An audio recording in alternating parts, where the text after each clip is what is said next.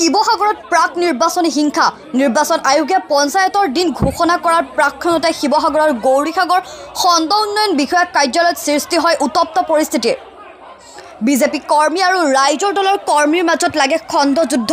অসম দৰ্শন আঁচনিৰ চেক বিতৰণৰ সময়তে সৃষ্টি হয় হতাহতি ফলত আঘাতপ্ৰাপ্ত হয় বিধায়ক অখিল গগৈ ব্যক্তিগত সহায়ক অম্লান গগৈ স্থানীয় বিধায়ক অখিল গগৈকো প্ৰশাসনে নিমন্ত্ৰণ দিছিল অনুষ্ঠানলৈ কিন্তু বিধায়ক উপস্থিত হোৱাৰ পূৰ্বে চেক বিতৰণৰ কাৰ্য আৰম্ভ কৰাত বাধা দিয়ে ৰাইজৰ দলৰ কৰ্মীয়ে ফলত বিজেপি আৰু ৰাইজৰ দলৰ কৰ্মীৰ মাজত সৃষ্টি হয় মাৰপিট ঘটনা সন্দৰ্ভত আহত অম্লান গগৈ গৌৰীসাগৰ থানাত দাখিল কৰিছে এজাহাৰ ঘটনাৰ সময়ত খণ্ড উন্নয়ন বিষয়া কাৰ্যালয়ৰ চৌহদত উপস্থিত থকা বিজেপিৰ থাউৰা সমষ্টিৰ প্ৰাক্তন বিধায়ক কুশল দুৱৰী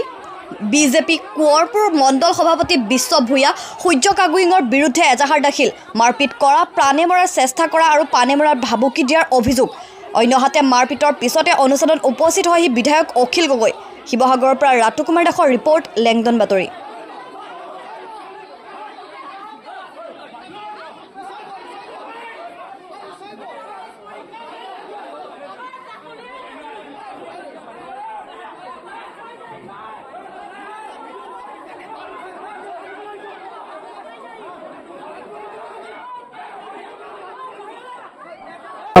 অভিযোগটো কি কিয় কাজিয়া হল আপোনালোকক প্ৰথমে এইখন আমি ইনভিটেশনখন দেখাব বিচাৰিছো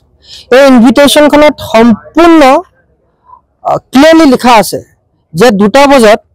গৌৰীসাগৰ ডেভেলপমেন্ট ব্লকত অসম দৰ্শন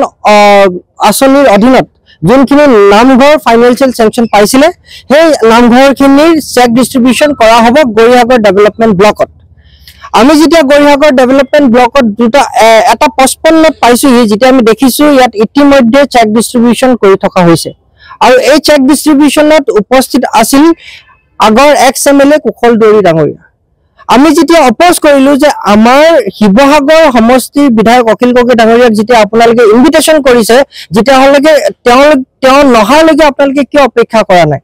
এজন মাননীয় শিৱসাগৰ বিধায়ক আৰু এজন ইলেক্টেড ৰিপ্ৰেজেন্টেটিভ তেওঁক মাতি পেলাই তেওঁক কেনে অপমান কৰিছে যেতিয়া প্ৰশাসনৰ কোনো এটা জবাব দিব নোৱাৰিলে যেতিয়া আমি উপৰলৈ ফোন কৰিলো যেতিয়া আমি অপোজ কৰিলো যেতিয়া আমি প্ৰতিবাদ কৰিলো যেতিয়া এই প্ৰগ্ৰামটো অলপ সময়ৰ কাৰণে স্থগিত কৰা হ'ল যেতিয়া তেওঁলোকে ওপৰত যেতিয়া গম পালে বিজেপিৰ কৰ্মী আৰু বিজেপি পাৰ্টি আৰু বিজেপি লিডাৰ বিশেষকৈ বিজেপিৰ দুজন ইয়াত আছিল সূৰ্য কাগুং আৰু এজনৰ নাম আছিল বিশ্ব ভূঞা তেওঁলোকে তলত আহি মই ফোনত কথা পাতি আছিলো যেতিয়া মোৰ ওচৰত আহি পেলাই আমাক কৈছে কি কৰিছ আমাৰ প্ৰগ্ৰাম ৰখাবলৈ আহিছ কেলে প্ৰগ্ৰাম ৰখাবি তহঁতি কোন হয় বুলি এনেকৈ কৈ পেলাই আমাক ঠেলা হেঁচা কৰিব ধৰিলে আমাৰ লগত আমাৰ সতীৰ্থসকল আছিল আমাৰ লগত গোটেই আমাৰ ৰাইজৰ দলৰ 5জন সতীৰ্থ আছিলে তেখেতসকলে আমাক যেতিয়া আমাক ঠেলা হেঁচা কৰিলে তেখেতসকলে আমাক আহি প্ৰটেকশ্যন দিলে আমাক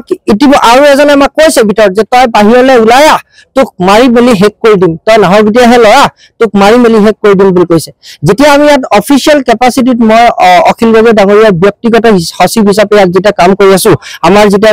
ভিডিঅ'ক আমি জনাইছো যে এইটো কাম কৰিব নালাগে যেতিয়া আমাক এনেকে দম ধমকি দেখাই পেলাই ইয়াত প্ৰেছাৰ দি তেওঁলোকে চেক ডিস্ট্ৰিবিউশন কৰিব বিচাৰিছে আৰু সেই কাৰণে আমি এতিয়া অখিল গগৈ ডাঙৰীয়া ইয়াত পালেহি তেখেত উপস্থিত আছে প্ৰগ্ৰামটোত আৰু তাৰ পিছতে আমি আমাৰ দলৰ ফালৰ পৰা আৰু আমাৰ ব্যক্তিগত মোৰ ফালৰ পৰা আমি যে আমাক যে এটেম্প টু কিল কৰিব লৈছিলে মব আমাৰ মানুহ এখিনি উছটাই যে আমাক মাৰি পেলাব লৈছিলে হেতু এইখন আমি এফআইআৰ ইয়াত দিয়া হৈছে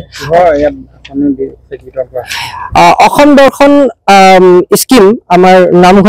নামঘৰ বিলাকলৈ 1.5 লাখ টকাকৈ ফাইনেন্সিয়েল সেংচন দিয়া হৈছে আৰু সেইখিনি সেংচন আসলতে অসম দৰ্শন আঁচনিৰ অধীনত যিমানখিনি নামঘৰ আহিছে এইখিনি অখিল গগৈ ডাঙৰীয়া তেখেতৰ পেডত 10 মাৰ্চ 2025 দিছিলে আৰু গোটেই ফাইনেন্সিয়েল সেংচনটো আহিছিলে 23 মাৰ্চ 2025 যেতিয়া আমি ফাইনেন্সিয়েল সেংচনখন পালো আমি যেতিয়া চাইছিলো যেতিয়া আমাৰ নামঘৰখিনি আছিলে আমি যোনখিনি অনুমোদন কৰিছিলো আৰু আজি এইখিনি চেক ডিস্ট্ৰিবিউশন আছিলে কিন্তু আমাক আৰু আমাৰ মাননীয় বিধায়ক অখিল গগৈ ডাঙৰীয়াক এই আৰু শিৱসাগৰ সমষ্টিৰ আমগুৰি সমষ্টিৰ বিধায়ক প্ৰদীপ হাজৰিকা ডাঙৰীয়াকো ইয়াত কোনো ইনভিটেশন দিয়াৰ পিছতো তেখেতসকলক কোনো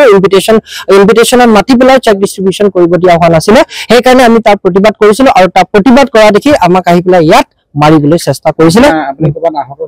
ইয়াত আপোনালোকে দেখিব এইডোখৰ গোটেই আহত হৈছে তাৰপিছতে এইডোখৰ আহত কৰিবলৈ চেষ্টা কৰিছিলে